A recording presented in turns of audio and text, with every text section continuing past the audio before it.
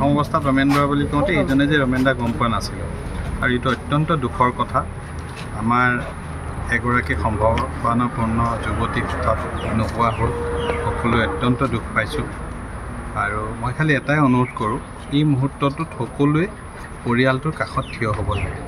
আমাৰ যিগৰাকী যুৱতী আমি ইতিমধ্যে হেৰুৱালোঁ, তেওঁৰ সম্পৰ্কত হকে বিহকে যিকোনো কথা ছ'চিয়েল মিডিয়াত লিখি নিউজ পৰ্টেলত নিউজ চেনেলত কৈ নজনাকৈ, কাৰণ যিসকলে ছোৱালীজনীক জানে তেওঁলোকে জানেই, আৰু নজনাসকলে তেওঁৰ চৰিত্ৰৰ সম্পৰ্কত তেওঁৰ জীৱনৰ সম্পৰ্কত নোকোৱাকৈ থকাটোৱেই ভাল।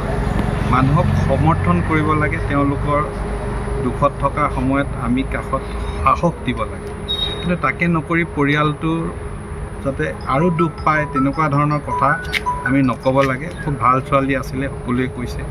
গাঁওখনত নম্ৰতাৰ সম্পৰ্কত কাৰো এটাও নিগেটিভ শব্দ নাই।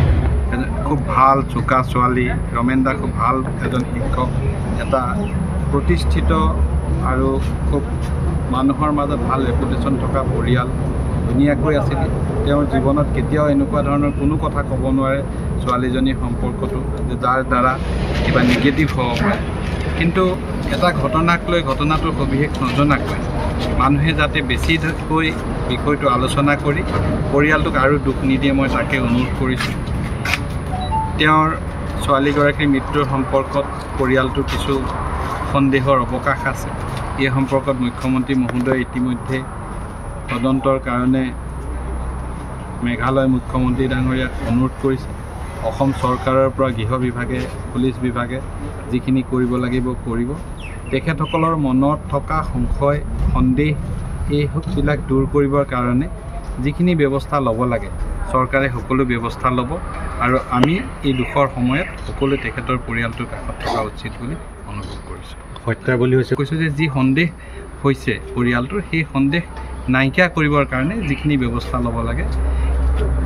আৰু ঘটনাটো বেছি আমি ক'ব নালাগে, এইটো পুলিচে সিদ্ধান্ত ল'ব পৰিস্থিতিত কেনেকৈ হৈছিল, কাৰণ লগত যিসকল আছিল তেওঁলোক আছেই। এনেকুৱা নহয় যে ক'ৰবাত অকলে গ'ল কিবা হ'ল। গতিকে সোধ পোছ কৰি সেইখিনি উলিয়াব।